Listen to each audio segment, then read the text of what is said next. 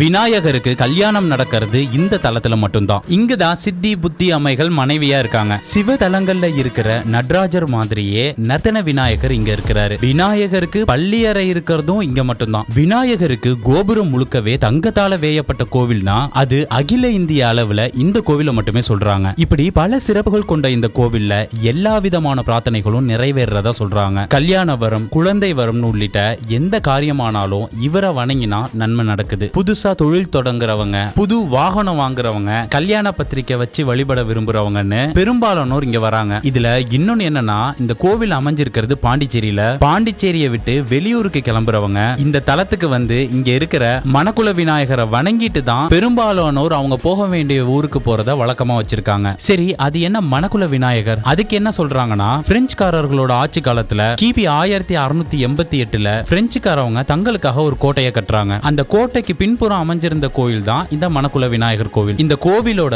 மேல் புறத்துல ஒரு குளம் இருந்ததாகவும், அது கடற்கரைக்கு அருகில இருந்ததுனால அந்த இடத்துல மணல் அதிகமா வந்ததாகவும், அதனால அந்த குளத்துக்கு மணற்குளம் அப்படின்னு பெயர் வந்ததாகவும் சொல்றாங்க. இந்த மணற்குளத்திற்கு கீழ்கரையில தான் இந்த விநாயகர் ஆலயம் எழுப்பப்பட்டிருந்திருக்கு. அதன் காரணமா தான் இந்த ஆலயத்திற்கு மணற்குல விநாயகர் ஆலயம் அப்படின்னு பெயர் வந்ததா சொல்றாங்க. மணக்குல விநாயகர் ஆலயம் பாண்டிச்சேரி. இது பாண்டிச்சேரி பஸ் ஸ்டாண்ட்ல இருந்து 3 கிலோமீட்டர் தொலைவுல 10 நிமிட பயண தூரத்துல அமைஞ்சிருக்கு.